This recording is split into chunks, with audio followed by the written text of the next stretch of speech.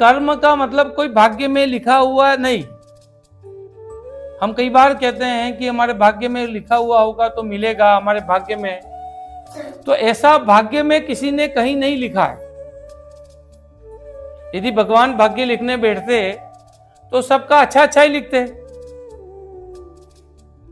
प्रत्येक व्यक्ति का अलग अलग क्यों है? इसलिए नहीं कि उन्होंने अलग अलग भाग्य लिखा है, वो इसलिए अलग है कि हमारे कर्म अलग अलग हैं। हम प्रतिदिन जो कर्म करते हैं, जो कार्य करते हैं, जो क्रियाएं करते हैं, उसी का फल हमें वापस मिलता है। संचित कर्म मैंने जब कहा, तो हम जो जो कर्म कर रहे हैं उसे संचित कर्म में वो सेव हो रहा है और उसका फल उसी अनुसार हमें मिलता है। तो कोई अलग से भाग्य नहीं लिखा गया है। भाग्य कौन लिखता है? हम स्वयं लिख रहे हैं। हम जो कर्म कर रहे हैं उन्हीं कर्मों के माध्यम से हम हमारा भाग्य का निर्धारण कर रहे हैं। इसलिए हमें कर्म करते समय हमेशा ये ध्यान रखना चाहिए कि हम सत्कर्म ही करें। सत्म कर्म करेंगे तो सत्कर्मों का फल क्या मिलेगा? अच्छा फल मिलेगा। वो ही हमें भाग्य के रूप में वापस मिलना है, उसी को हमें भोगना है। इसलिए कर्मों करते समय जब भी हम कर्म कर रहे हो तो हमें इस बात का ध्यान रखना है कि हम सत्कर्म ही करें। कर्म के ही फल मिलते हैं। उसके उदाहरण के रूप में मैं एक कथा बताता हूं कि एक बहुत ही प्रतापी राजा था, बहुत ही भक्ति वाला, बहुत ही प्रजा का ध्यान रखने वाला, उस तरीके का राजा था। उसने अपने राजमहल के प्रांगण में एक भव्य मंदिर बनवाया। उस पे पुजारी का चयन करके उसकी सेवा पूजा के लिए पुजारी को वहाँ रखा। पुजारी बहुत ही ईमानदार और बहुत ही नेक विचारों वाला व्यक्ति था। वो मंदिर की सुचारू रूप से पूजा अर्चना करता था। राजा वगैरह भी दर्शन करने जाते तो कभी वो याचना वगैरह नहीं करता था, कभी अतिरिक्त मांग नहीं करता था, कभी कोई उसने डिमांड कभी नहीं की। समय बीतता गया, राजा के एक पुत्र की प्राप्ति होती है, वो बड़ा होता है, वो पढ़ लिख करके विद्वान बनता है। उसके बाद उसका विवाह होता है।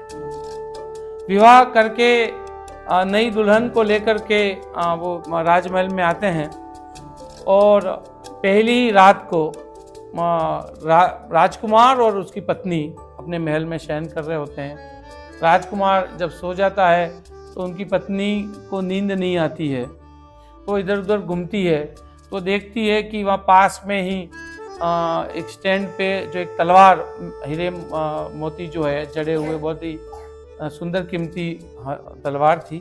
तो उसको उठा करके उसको निकाल के देखती है, तो उसकी धार और उसको तेज की चमक देख करके उसके हाथ से तलवार फिसल जाती है और उसके पति के गर्दन पे गिरती है और उसके पति की गर्दन कट जाती है।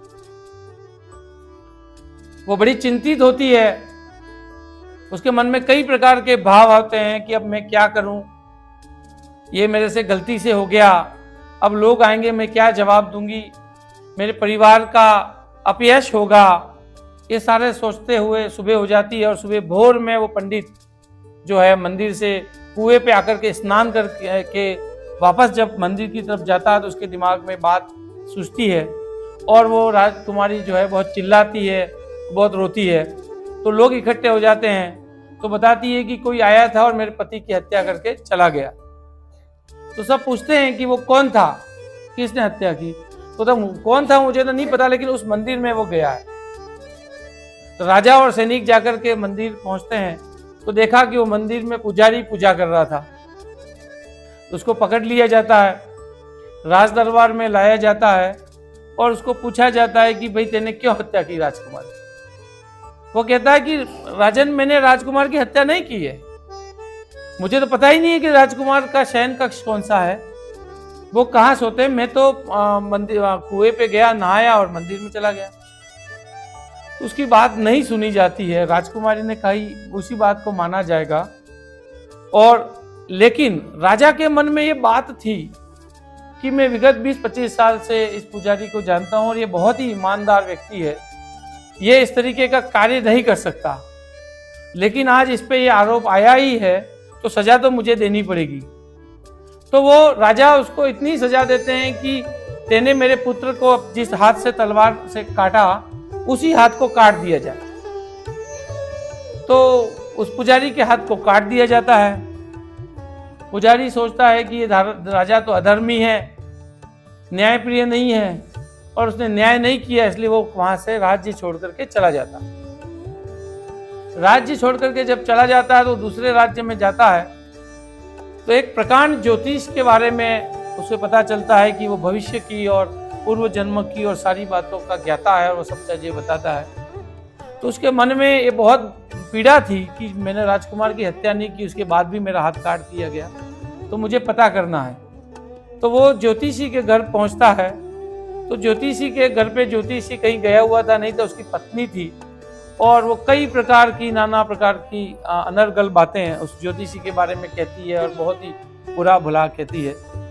फिर भी वो शांत रह करके इंतजार करता है, ज्योतिषी आता है। तो उसके बाद उसकी पत्नी ज्योतिषी को भी अनर्गल काफ़ी बोलती है। उसके बाद वो शांत होकर अंदर चली जाती है और वो व्यक्ति पूछता है कि मैं ज्योतिष महाराज आपसे मेरे भविष्य के बारे में और मेरे पूर्व जन्म के बारे में जानने आया हूँ, लेकिन मैं आपके बारे में सर्वप्रथम जानना चाहूँगा कि आपकी पत्नी इतनी अनर्गल बातें और इस तरीके से जो कर रही है उसको आप बर्दाश्त कैसे करते हैं और उसका क्या कारण है। तो ज्योतिषी कहते हैं कि मेरे कर्म का फल है। तो क्या कर्म का फल कैसे है? तो बताता है कि मेरे पूर्व जन्म में मैं एक कौवा था और ये गधी थी, उसके पीठ पे एक फोड़ा हो गया था। तो मैं दुष्प्रवृत्ति का कौवा था, तो मैं उसके उस फोड़े पे जाकर के बैठता था, उसको नोचता था। ये भागती थी, चिल्लाती थी, छुपती थी। तो ये काफी समय तक चलता रहा। फिर वो आखिर में थक करके वो मेरे से परेशान होकर के गंगा किनारे उधर दूर चली गई और वहां जाकर के हरी घास का चरती थी और वो घूमती थी। तो मुझे रहा नहीं कि और मैं भी उसके पीछे पीछे वहां उसको ढूंढ निकाला मैंने, और वहां जाकर के भी मैंने उसके फोड़े पे जाकर के जोर से प्रहार किया, क्योंकि वो काफी दिनों से नहीं मिली थी। तो जोर से प्रहार किया तो मेरी चोंच जो है वो उसकी हड्डी में जाके घुस गई, तो वो निकल नहीं रही थी। वो भी बहुत छटपटा रही थी कि उसको निकालने। तो वो गंगा में प्रवेश कर जाती है और बड़ी धारा, जहाँ तेज बहाव था वहां तक पहुंच जाती है। तो हम दोनों बह जाते हैं गंगा में और दोनों की मृत्यु हो जाती है। दोनों दूसरा जन्म लेकर के, मैं ब्राह्मण कुल में पैदा हुआ, वो भी ब्राह्मण के रूप में पैदा होगी और हमारी शादी होगी। अब उस जन्म का सारा बदला वो मेरे से ले रही है। इसीलिए मैं शांत हूं कि मैंने जो उसके साथ किया था उसका मैं भुगतान कर रहा हूं, इसलिए मैं शांत हूं। अब उसने पूछा कि अब मेरा क्या कारण रहा कि मुझे ये किस बात की सजा मिली। तो उसने कहा कि ये जो राजकुमार मर गया वो पूर्व जन्म में कसाई था, और ये जो राजकुमारी है वो गाय थी। एक बार वो गाय को पकड़ के ले आता है कसाई, उसको मारने जाता है तो गाय उसका पीठ छुड़ा करके भाग जाती है। वो भागती हुई जब जा रही थी तो मैं भी ब्राह्मण था, तुम ब्राह्मण थे मतलब, तो वहां बैठे हुए पूजा कर रहे थे और तुमने गाय को भागते हुए देखा। कसाई आकर के तुम्हें पूछता है कि यहाँ से गाय भागते हुए आपने देखा, तो मैं झूठ भी नहीं बोल सकता था और ना भी नहीं कह सकता था। तो तुमने इशारा कर दिया कि गाय उस तरफ गई है, और उस कसाई को गाय मिल जाती है और गाय की हत्या कर दी। तो इस राजकुमारी के हाथ से जो तलवार छूटी वो पूर्व जन्म का बदला था, और तुमने उसको इशारा करके गाय के बारे में बताया था, इसलिए तुम्हारे हाथ को काटा गया। तो ये कर्म का फल है। हम बात कर रहे थे संचित कर्म की बात, ठीक है। 3 प्रकार के जब बात किए, तो जो संचित कर्म है उसका फल इस जन्म में भी मिल सकता है, अगले जन्म में भी मिल सकता है, क्योंकि हम जो भी कर्म करते जा रहे हैं वो संचित होते जा रहे हैं। फिर वो प्रारब्ध में आएंगे तब हमें उसका फल मिलेगा। तो इस बात का हमेशा ध्यान रखना चाहिए कि हमें सत्कर्म करना चाहिए।